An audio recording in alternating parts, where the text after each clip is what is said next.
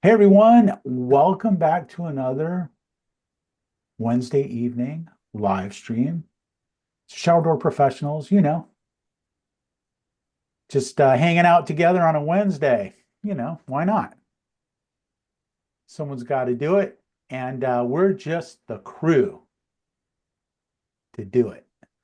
Hope you're having a great week so far. We're about halfway through it, um, and I don't know, my week's going pretty good. Feeling good about it. I'm feeling like, positive and upbeat and all that. And hope you are too. Hey, feel free to go ahead and like, subscribe, share, turn on the notifications so that when we start streaming or whatever we're doing, you get the notification. You can come on in and join us. Tell a friend, somebody in the shower door business and they're not here. It's like, what's up with that? You should be here hanging out with us. Can always use some new input, and it's fun to meet new people, even if it's just virtually here in cyberspace. There's Christina. What's going on, Christina? Hey, Chris. Didn't talk to you yesterday or something. Yeah, like we're talking all the time. I It's a good know, thing. right? Hi, I'm Christina from the Shower Door Guy out of Atlanta, and I'm the president of the Shower Door Professionals Co-op. If you guys would like to join or would like more information or have questions or have no idea what I'm talking about, please reach out. You can call, text, private message, comment on something, reach out to me, Chris, Shannon, Lana, um, Rob, pretty much anybody. Just a couple updates here. We have um, 14 members, 17 locations. Our newest member is Steve Nunn with 87 shower doors. So we're super excited to have him. So that's our new member of the week. And we'll also chat with him next week. He's at a rodeo with his wife tonight. But he'll be on the call next week and he's going to join us and chat a little bit about why he joined and all that good stuff.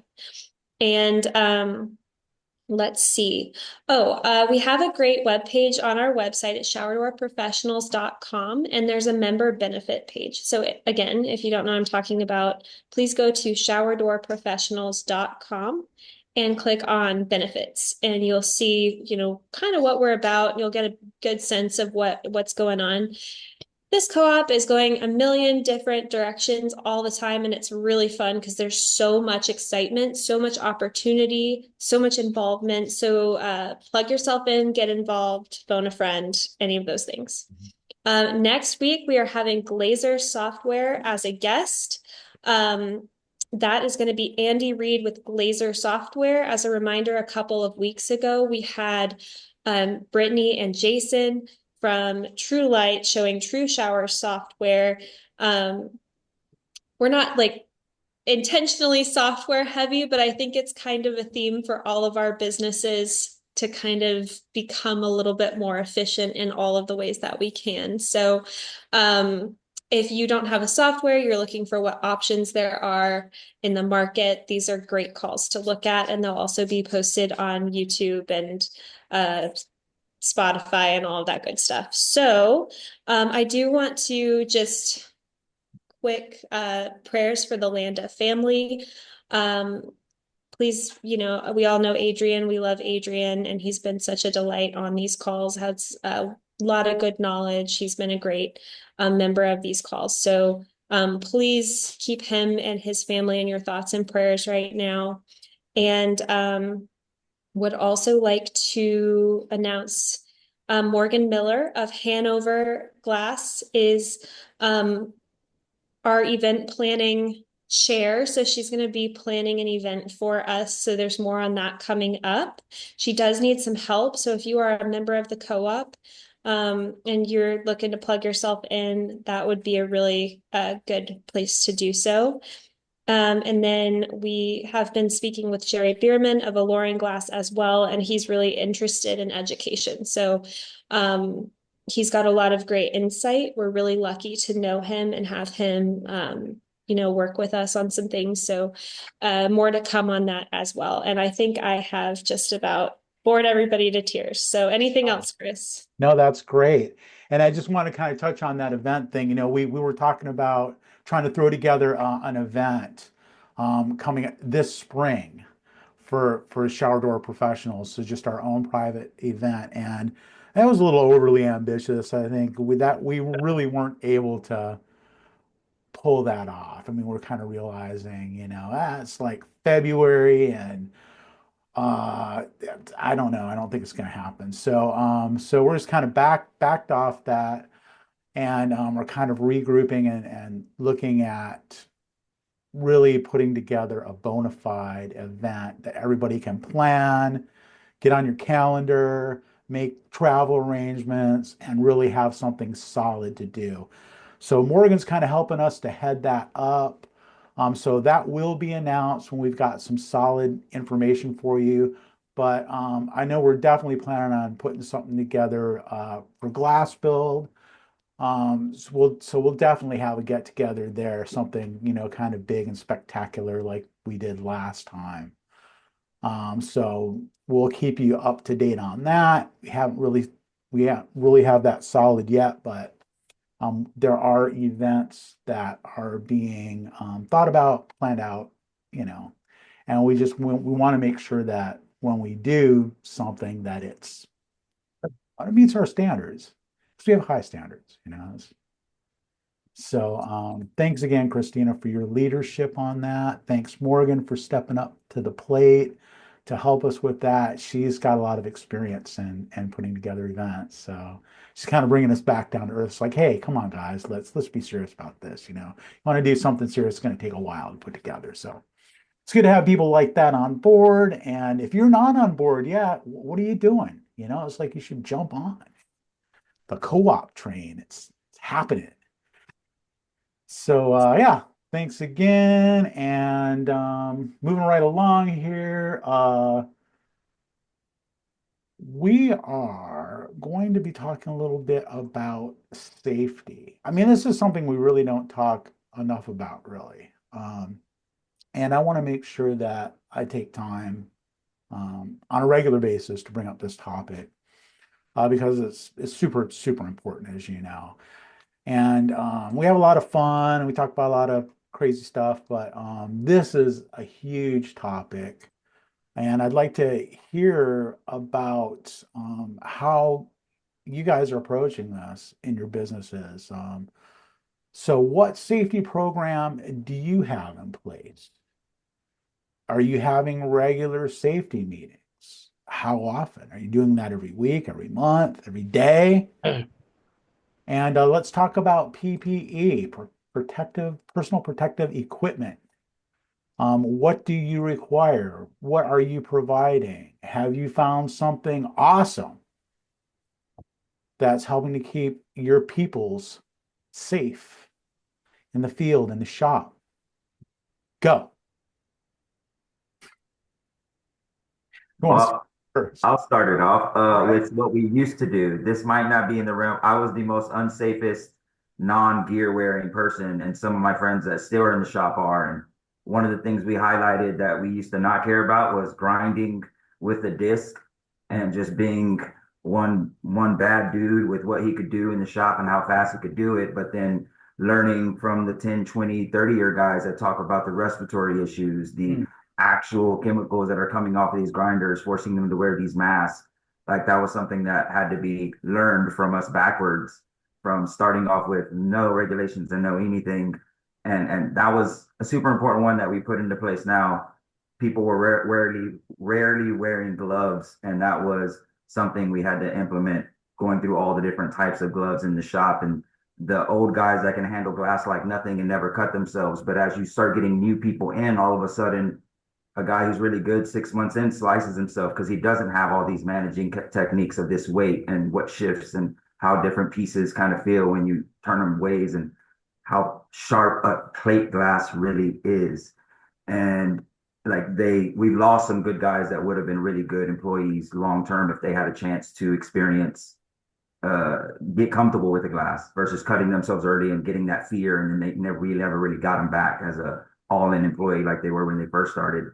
And the most basic one that's the most laughable, but I think has the most data behind it, was when we started stretching. There was a long period of time where in the morning we started making it a routine to do some sort of stretching because of the data on how many workplace injuries related from that basic thing that we could get ahead of and fix, which is people not throwing their back out, not messing themselves up and having to sit in the truck for a while and get a breather, which was what we thought was a joke until our guys that turn 30, 40 do that and turn their back out. They're out for 4 days and now they need a helper just to carry that piece because they're the only ones with the skill, but they can't lift it no more. And it was simply from mismanaging the glass off the truck or up the stairs or whatever it was. But I haven't experienced anything in the shop lately. I've been working from home for quite a while, but I know the stretching was the one that stuck with me the most. Is like everyone should do that. I know it's so funny and looks stupid, and everyone's going to say something, but the data says if we want to last longer, like do it. Yeah. Oh yeah, that's brilliant. That's just such a simple thing. It doesn't cost anything except just like a few minutes, and literally just like 1 minute of stretching can make a huge, huge difference, in how many injuries you have. Um, that's a great one.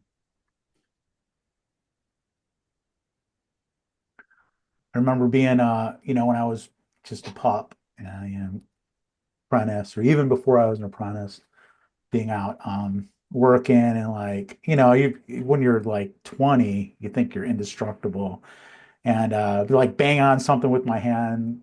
Some old glazer would be like, "Man, what are you doing? What are you crazy? It's like use a hammer for that." But it was just so easy, just like start banging on something. And man, I wish I would have listened a lot closer, a lot quicker, because I got, all these little aches and pains and stuff from just like stupid stuff that teenagers do.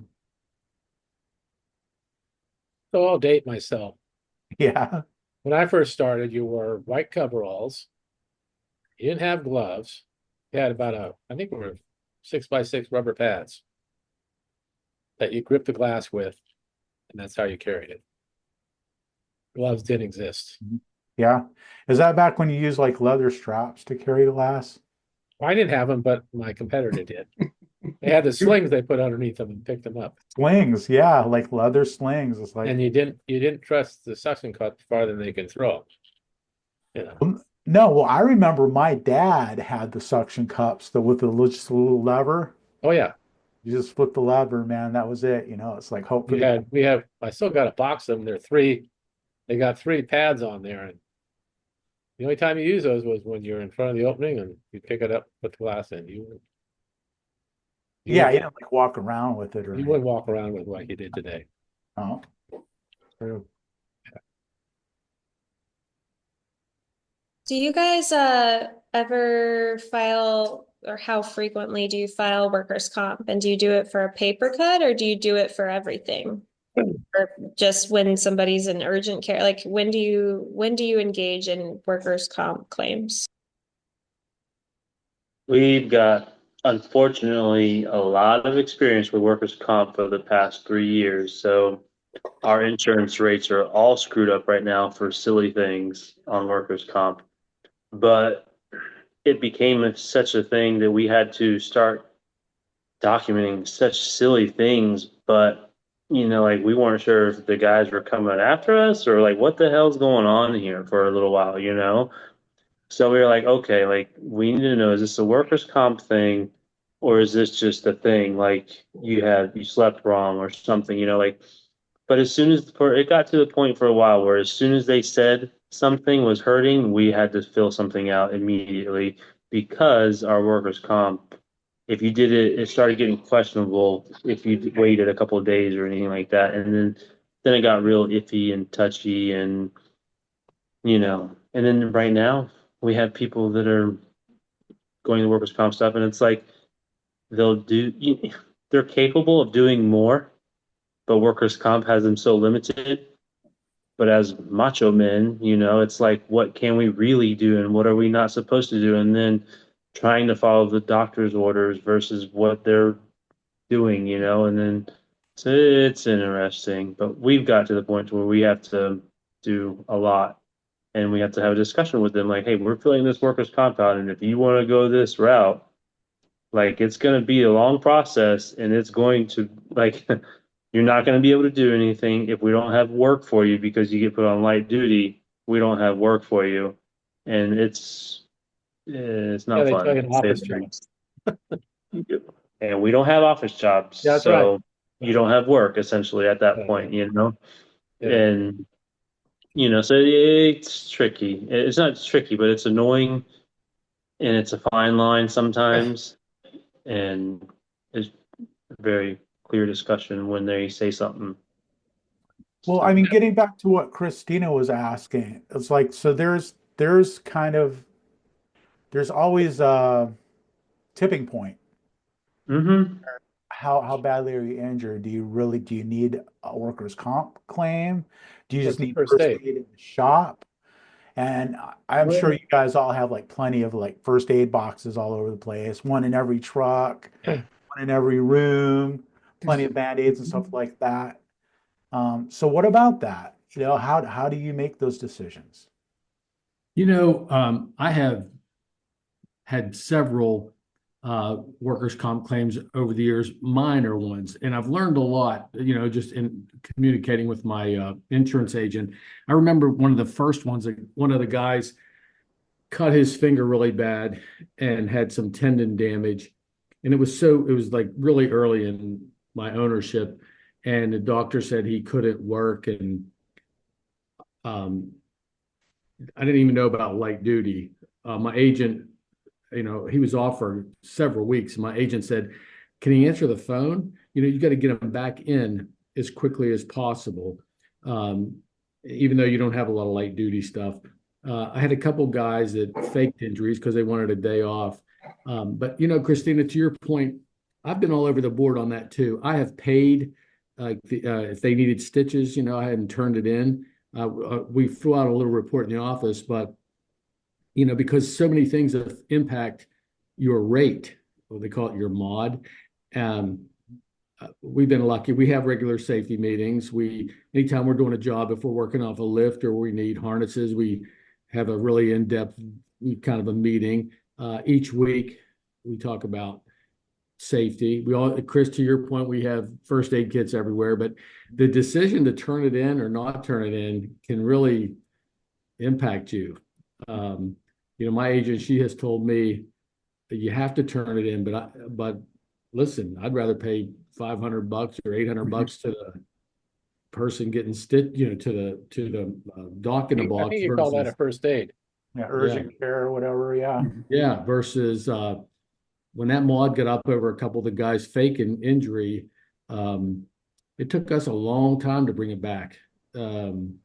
And get a rate that was, you could afford. So, a lot of tricky decisions. Mhm. Yeah.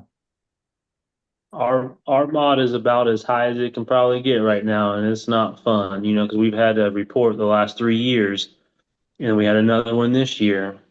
So it's like yeah, it's not fun once you get that mod up high because you start becoming almost uninsurable, and then you're like, well, crap, you mean you guys won't insure me at all? And it's like, well, I need insurance to do business. So then it's not fun by any means once you turn that stuff in. Well, thank you guys for sharing. I know, I mean, it's a testy subject because nobody wants to say that they're not doing what they're, supposed to be doing. But it's like, I mean, we had a guy that we were interviewing, and he was saying, well, he wanted to turn in a workers' comp claim at his last job because he cut off the tip of his finger. And I'm sitting here thinking, I've had like two guys cut off the tip of their fingers, and they just honestly band-aid it up and go home, call it a day. Just, I mean, they're You don't like, really need the tips, I mean, yeah, I mean, it grows back. I don't know. What is the doctor gonna do about it? You know? So it's like at a certain point, yeah, I don't know. I want to do all the right things. I want to be on the up and up. I want our guys to have the care that they need, but I don't want to be raked over the coals by insurance either. So I just don't know where that line is yet. And we thankfully haven't had like a lot of issues, but we had a piece of glass break and we don't have that happen a lot, but it was a big half-inch piece of glass and it came down on some of the guys' shoulders and they had some scratches, they didn't need stitches. Yeah. They were fine. They went to urgent care. We got charged for stitches. Yeah. They didn't need stitches, but and they didn't get them, but it's just they got band-aids and we paid $650 for some band-aids and what do you do? Yeah, and I That's think cheaper than getting your mod up, Mhm. though. And that's what stinks. Right. That stinks, but it's cheaper than having that insurance come crawling up your rear end and jacking that rate up. And I think the guys don't know what workers' comp is. I don't really understand like the process of all of that either. And so when they think workers' comp, they're like, oh, you're just trying. Like if we're like, oh, we're not going to file workers' comp for this, they're like, oh, well, you guys aren't doing something right, and I can come after you for that. And it's like, I mean, our guys, thankfully, really like us and like their jobs, I think, and we're all on the up and up there, but. I just don't want to have problems like this. And it just feels like it's looming. Daniel, I have a question here. If you have 1099 employees and they're not really on your payroll, they're just 1099, don't they cover themselves on the workers' comp? Everybody we have employed is W-2. So even me and my dad are W-2 employees, but I guess technically my dad, since he's owner, him and my mom are not covered under workers' comp. So if they get hurt, they are on their own insurance. But myself, we're all W-2 employees. We don't subcontract or hire anything like that. So we don't know anything about that. Okay, somebody comment on that? Well, I mean, I think if you have I think if you have a 1099 contractor on your premises and they get hurt, you need to have insurance to cover yourself for that. Because anybody who gets hurt on your property can sue you. Well, if they're on somebody else's property, I mean, that's what workers' comp is for. But I mean, if it's a 1099 and they have to submit to us, okay, of course, I don't have 1099s either, but I just want to learn what the legalities are and what the process is. If they submit to us that they've got insurance, workers' comp, and even general liability for their own business, Right. then are they using their workers' comp or our workers' comp? Well, I think it's something you have to have in writing, of like a waiver, some sort that says that they're going to hold you harmless or whatever. This would be a great guest, to have an attorney or something, or even an insurance agent maybe come on and talk about this, because I know it's going to vary from one state to the next for sure, right? And I think there are certain limits. Like if a person gets injured, and I think Tim can probably answer this for like California. If a person gets injured, W-2 employee, if it's under a certain amount to treat, I think you can treat it as first aid, right? And you Yeah. don't have to turn it in to work. Yeah, you can do it at first aid for, finger cut or stitches. Do you know, is there a certain dollar amount that? That I don't know. Yeah, see, those would be. But I know if you have a 1099 employee, you cannot tell them what to do. That's true. Right. So yeah, so you may not be liable for what they do. These would be great That- topics. I Well, thought like that's for- like almost the whole point of having them as 1099s. If you were to do that, is to limit your cost and stuff like that, or you're subcontracting them out to, and they're supposed to be covered all in their entirety, you know, like I think there's somebody I can probably ask. There's a guy, Curry, who used to work for us who does a lot of subcontracting stuff. Let me be able to pick his brain and ask him how he does it because he subcontracts a lot of stuff with glass companies around our area. Well, But that's the wouldn't whole it? point of subcontracting it is to avoid Yeah, some of those costs. yeah. Like, wouldn't it be similar? Like for some of you guys that work regularly for like general contractors and stuff that are doing home renovations and remodels and stuff. Like a lot of the guys that we work for require me to send in my general liability insurance and my workman's comp. I mean, it's particular now because it's Yeah. tax season and stuff, but they require that stuff. So, wouldn't that sort of be the same thing? Like if we were to hire somebody that we were going to sub out work to, I would think that it would be required for us to ask them for their certificates of Right. insurance just the same. Um, that being said, I guess, whether or not they have it, I don't know what you would do if some of my subcontractors or my contractors rather required that or requested that from me and I didn't have it. Like, I don't know what that would do to our relationship, from, a working standpoint or from a legality standpoint. Well, Um, when you're audited, let's say you sub something out and they don't have workers' comp, you paid them, and on the audit, that's going to come up, and so your insurance company is going to charge you for that. It's going to be like at 11% of what you paid them, or something like that. okay. I think that's my understanding, and through the years, that's what's happened.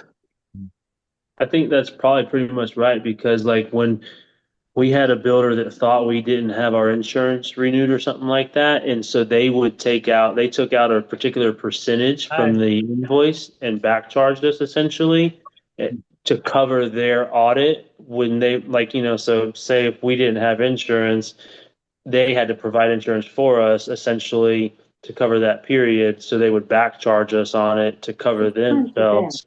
Yeah. But then, they found out we had it. So then they cut us a check for the balance. But yeah, if a builder or somebody finds out you don't have it, they'll typically work in or deduct from your pay or whatever to cover themselves for their audits and stuff like that, because essentially they're reliable for providing the coverage at that point from their audit. So yeah, I think the same thing goes. At the end of the year, when they get audited, Mm-hmm. they want to see all the certificates, and if you don't have them, Yeah. they get nailed big time. Mm.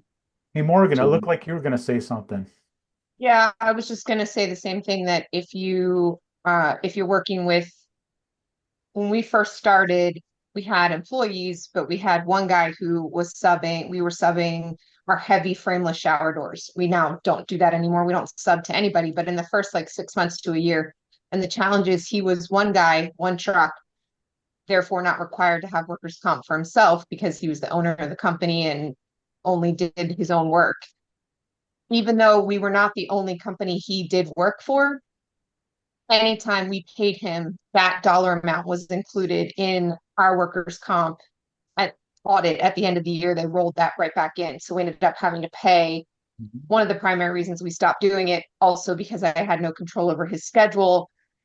We were at his mercy, whatever. But yeah, if you're working with a company and they have workers' comp, that's one thing. But if you're working with a sole proprietor, LLC, whatever, and that person isn't required to cover himself, then yeah, you're going to be covering what you pay him. Froze. Yeah, and if you think about it, like when you are audited by workers' comp, they ask you about your 1099 employees. So they want to know if you have any 1099s, because they want to charge you for that, like Morgan's talking about.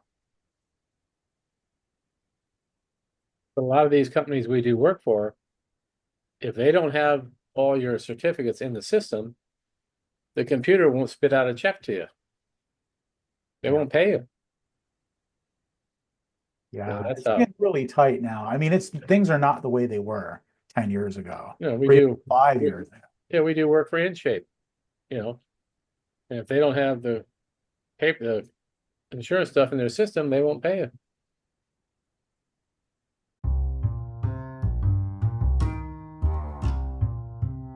This episode of the podcast is brought to you by GlassGadget.com. Showcase Innovations creates tools that help shower door installers be more efficient and save time. Check out GlassGadget.com for more information.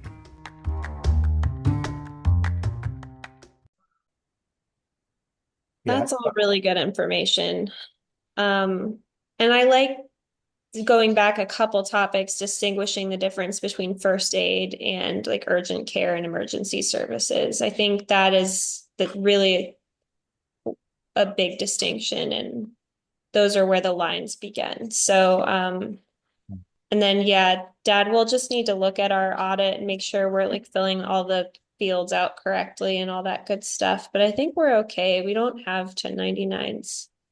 Not usually anyway. But then what are the most common injuries or most dangerous circumstances you all encounter? I can only assume mirrors, but like what are common injuries you all encounter?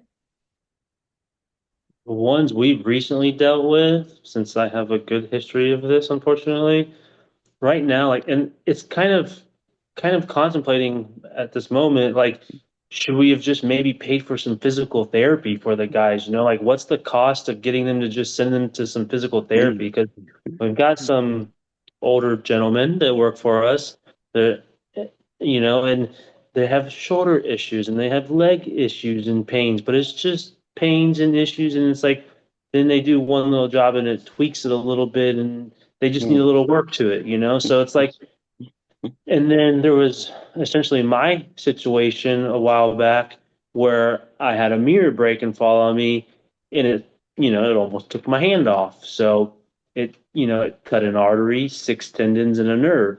That to me is workers' comp. I was out for 6 months doing physical therapy and all sorts of stuff.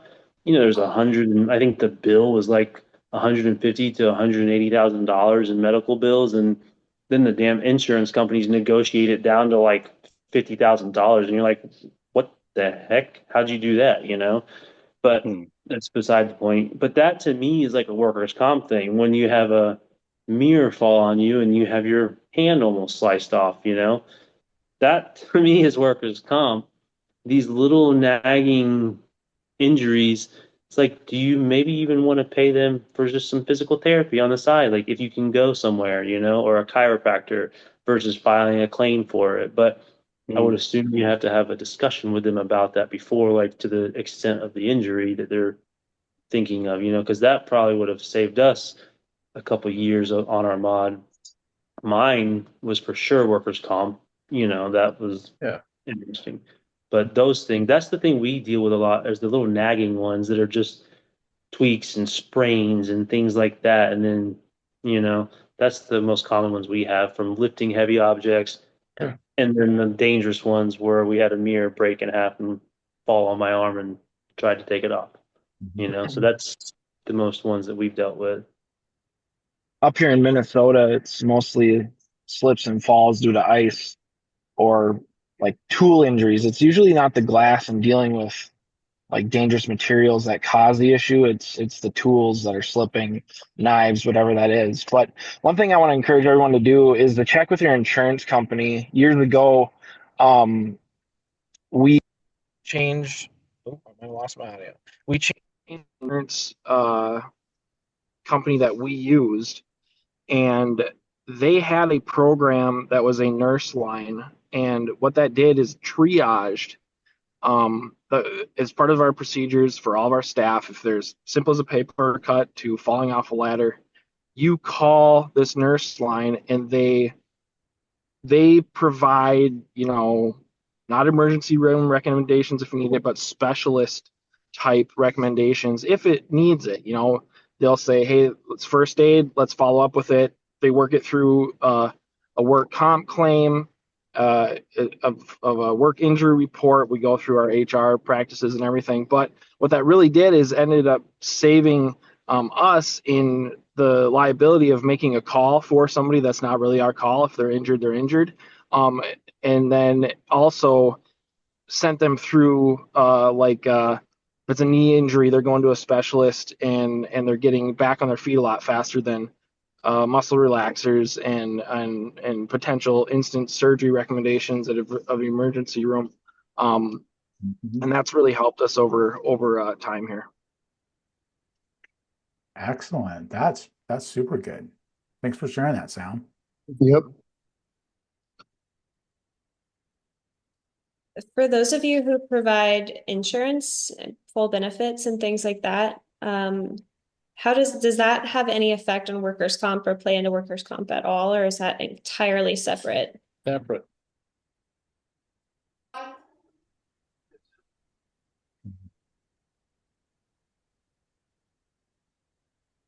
Yeah, my experience like over the years was that glazers primarily get injured by cuts between the wrist and the elbow. So like if just wearing the gauntlets, the little ones that, for the lower arm protection, like will prevent most injuries. Like serious injuries, I mean, Sam's right. I think a lot of injuries are like tool injuries, like, run a drill through your finger, or like a screw gun, or like cutting yourself with a utility knife. Those are like really easy ways to get cut. But those are generally like minor injuries too. It's kind of the injury that Daniel's talking about. That is like the most, like in my career, those have been the bad injuries that I've seen, as like mirrors breaking and people getting cut like right here, on their forearm, back of the arm. And those are bad because like, you cut tendons, and those are bad injuries. But yeah, All right. what's that, Brad? With that said, Chris, are people requiring their people in the shop to always wear like wrist guards and gloves, or just wrist guards? Yeah, what about it? Well, I provide gloves to my guy, but that's not it. What about like eye protection or anything? Do people wear safety glasses for like when they're cutting header bars and stuff like that, or are you guys just kind of? We have face shields. I always supply him, but I can't watch him. I can't watch him every day to make sure he wears it. Yeah.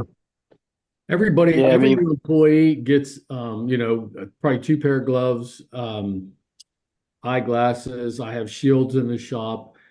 We touch on that in our weekly meeting, but like Tim just said, you can't watch every move they make, and you'll get this half-ass excuse that, how you expect me to do this detail work with your gloves when, I've had a couple of surgeries and doctors are wearing gloves. So I really don't want to hear it.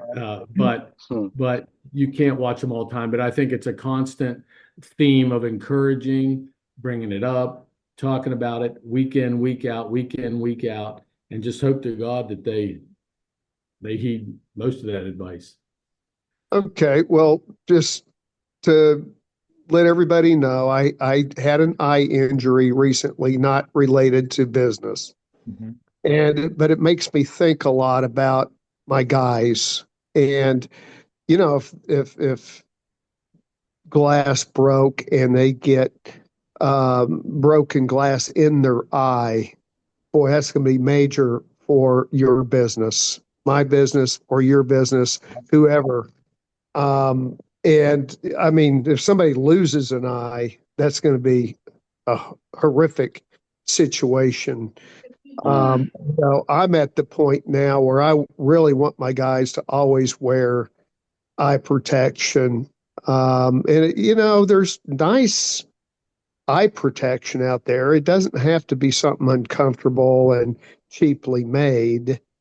Um, the problem I had, just to let everybody know so that you understand, the funny thing is I have a really horrible prescription and I want to buy my glasses. And if I get regular lenses, they're going to be thicker than the bottom of a Coke bottle. They're going to be so thick, I'm going to look ridiculous.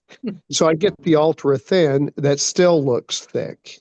Mm-hmm. And the comment that the guy said is, you know, that these are not considered safety glasses. If you wanted safety glasses, they have to be polycarbonate. Well, I was out clearing, you know, my land around my house, and a piece of bamboo hit me in the face. It broke my lens, and I believe that it's the lens that cut into my eye. So, and so what that guy told me on the sales floor, that, you know, these aren't protective lenses, that really now comes to life and means something. So, you know, our eyes are very important. I would like to encourage all my guys, and if I see them out there in the shop and they're not wearing protective glasses, you know, I think it's incumbent upon me to say, hey, you need to be wearing those things. Yes. You know, and it's protecting me, because even if we harp on it, we have it in writing, and something happens and they do get injured, it's still our business that's going to take the brunt of that. So that's where I'm at. And so I feel like if they're doing mirrors of, you know, that are even medium size on up, they have to wear wrist protection.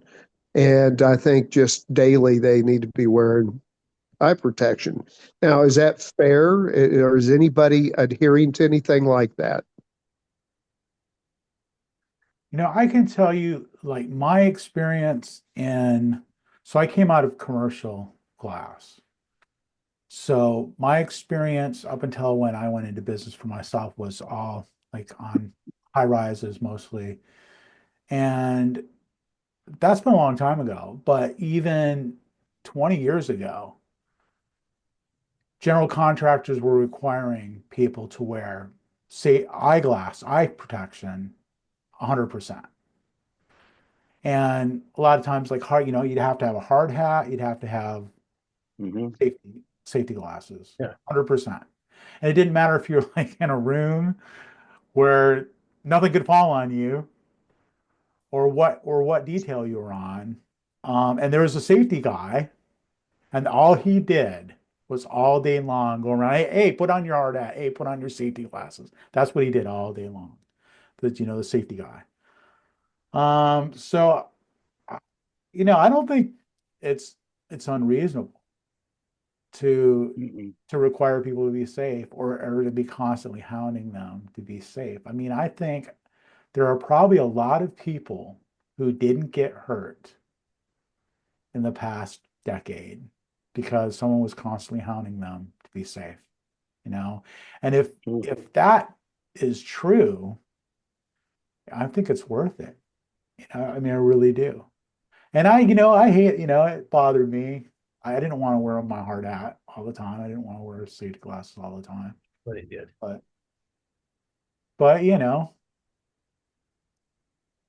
I think it's completely reasonable to do that. And you've had this experience, Brad, where it's like, man, I know firsthand, I wish I wish I had safety glasses. I wish I had listened or whatever, and that's a great story to tell, and especially to your employees. And, yeah, there's the cost of someone getting hurt, and then there's the inconvenience of somebody getting hurt. But really, I mean, it's the guilt, that you feel Mm. because it's like you work with somebody all the time. They're like your family. I mean, and for someone to get seriously injured on your watch, even if it's not your fault, even if you've done everything you could do to protect them, you're going to feel terrible. And that's going to be a lasting thing. And it's like, it's not worth it. Now, if you know that you've done everything you could to keep, to make someone safe, that you've got that. But I don't know. Does anybody incentivize workplace safety? Like, so say, like, because obviously it's costing us right now. I'm not sure how much it's costing us versus with our mod being where it's at, but like, does anybody incentivize having a clean year of no injuries and like, hey, this is going to help our rate, so we're going to save money. So maybe we'll give you a little safety bonus or something like that. Does anybody incentivize like a clean year or anything like that somehow? Great idea. That's a good idea. Mm-hmm. It was a good idea. And I you might have guess, to figure out how much you save by not, like getting your mod down on insurance and what it's actually physically costing you, like, and you're literally saving money, like, and how to maybe give that back to the guys and break it down into most of our guys understand dollars. That's what they work for essentially. So they will understand that, like, so maybe incentivizing it and breaking it down and letting them know what it, like what it costs essentially. Yeah, and I don't think there's anything wrong with having meetings and talking to them about workers' comp. Yeah. I mean, I don't And think not there's to like anything wrong. get them not to make a claim, like, hey, we don't Right, want right, you to, we're going to give you this money to hush up, not like that, but right, just to right. have, Yeah, you know, exactly. I mean, that's what I mean. I think it's totally legitimate to educate them. Hey, I don't know what you think about safeties, about how this workers' comp thing works, but let me tell you, let me explain to you. This is how it works. This is kind of what we pay, and this is what's covered, and this is I don't think there's anything wrong with letting them know that, and talking about it, and talking more about safety, not just, have a safety meeting and okay, be safe out there and make sure, you're wearing your gloves or whatever, but really get down to the nuts and bolts, like Daniel's talking about, of like dollars and cents and how it works and the requirements that employers have to carry it and how much or how little it actually really covers, you know. I don't know, what's going through people's heads, about, well, I don't have to worry about being safe because, I'm covered or whatever. I don't know if anybody really, I'm sure somebody thinks like that, but you don't know. Everybody's different. And having these conversations is important. I think out here in California, I think if you pay them a higher scale, the workman's comp is less. Yeah, is that right? Yeah. The higher the pay scale, the less you pay on workers' comp. So Yeah, I I mean, know ours is based off of their position. Like, so if there's a sales rep versus a installer, we have, the installer costs us a whole lot versus what the sales rep and office staff cost us. yeah. Mm. what And then did it's also based off of our revenue, I think, actually, too. So whatever our projected revenue is. mhm. But if you pay the 10 bucks an hour, then your workman's comp rate is higher. Yeah. And Because how about footwear and stuff? Do you guys require like all your installers and guys to wear work boots, or do you allow sneakers in the field and stuff like that? Just curious. Apparently, hey dudes are okay. I try to have work boots. I don't like people in sneakers. Yeah, We're on a commercial job, Brian. I make them wear steel toe or safety toe shoes. But I will say when we're in doing shower doors in people's houses, and oftentimes they're taking their shoe, we're putting footies on, but I know they're wearing sneakers, especially in the summertime. Mhm. And are what you allowing like any kind of sneaker, or does it have to be like a work type sneaker? I guess if I think about it, they're all wearing those heavy soled work sneaker type things. Okay. I don't see any hey dudes. Yeah. But Another, Mhm. it used to be you had to watch out what type of boots you wore, because if they're black and you turn them on a marble floor, they'd leave a mark, Mhm. or the boots or sneakers have a tread on them that'll pick up all the rocks outside and pack them into the house. Yeah.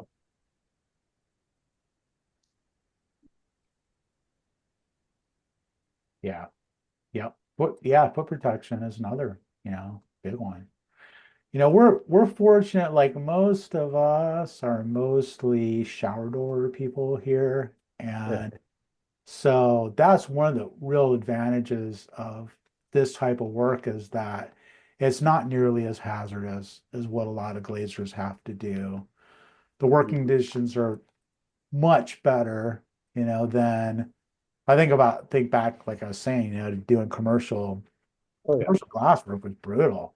I mean, it's like you're never inside.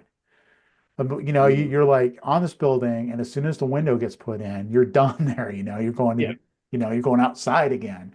So it's just in the elements and hazardous, not just like the work that you're doing, working with cranes or working with like cases of glass, dollies with like big loads, but then other trades, looking out for them, dropping something on you, like some doing something stupid, and you get hurt by somebody else's employee.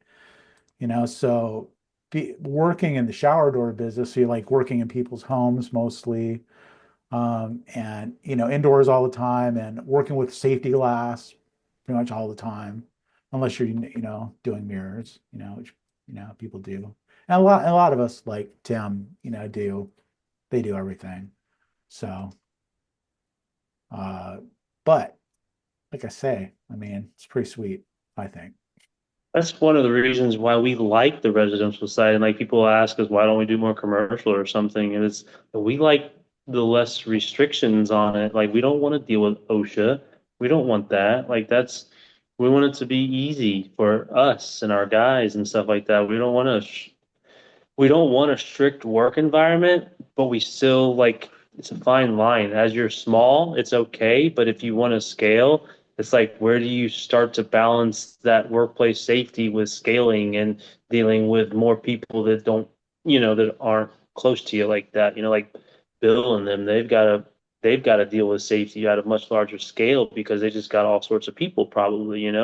But on a smaller scale, when it's just you, and you worry about yourself. But that's why we got into residential, is because it's easy, it's safe, And plus, at the end of the job, you get a paycheck. yeah, it's like It's not like commercial. Every yeah. time you do a progress payment, they keep 10%. Mhm. And then at the end of the job, if the floor tile pops up, nobody gets paid until they fix it. Mhm. You had So that's nothing no, to do with it. it's probably Yeah. why it makes it hard for us to push these things onto our guys, is because we are trying to encourage a lax, to an extent, environment in a fun, safe environment without being too crazy, you know? Yeah. So it's probably why it makes us feel weird to push these things onto our guys. Because the whole time we've been preaching, hey man, it's chill here, where it's good, we're residential. But then you want to talk about safety. Yeah, got to balance it out. We did a Moss Landing Marine Laboratory over here. Every Monday morning, our fax machine had paper on the floor from the contractor asking for, you had to answer all these questions. We're going to move this plug, it's going to affect your work. And if you didn't answer any of that stuff, and when it came time to do the job, if something happened, they're not responsible for it. So stuff like that, I don't miss anymore. Yeah. Yeah, and not to mention like being on the same job for 6 months. That was like rough, man. Like going to one job a day, maybe, Yeah. 2 jobs, maybe. Commercial, you were stuck there for what, a month? Oh man, they could go for a long time. Well, yeah, That's jobs that went for a long. all depends how big the job was. Yeah. So yeah, I've done that. don't miss that so much.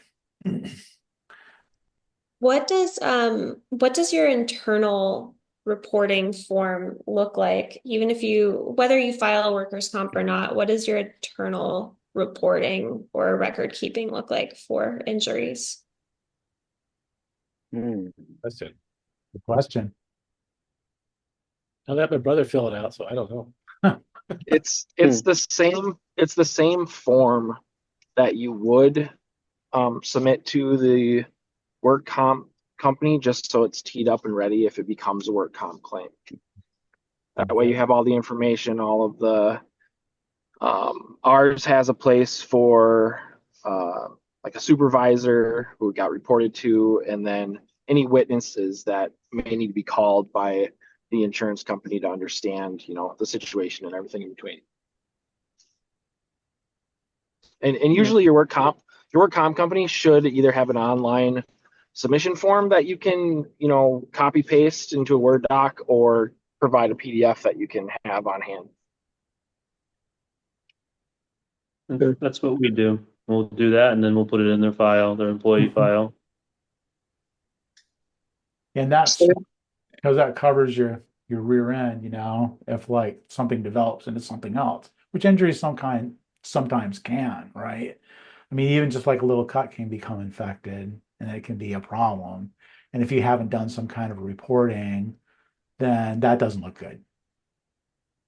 We don't like cameras, but this is probably something that would have helped saved us. One of our claims was the lifting of mirror onto our polishing machine, and it was a back injury thing. It was annoying, to say the least. It was drawn out for over a year, this case.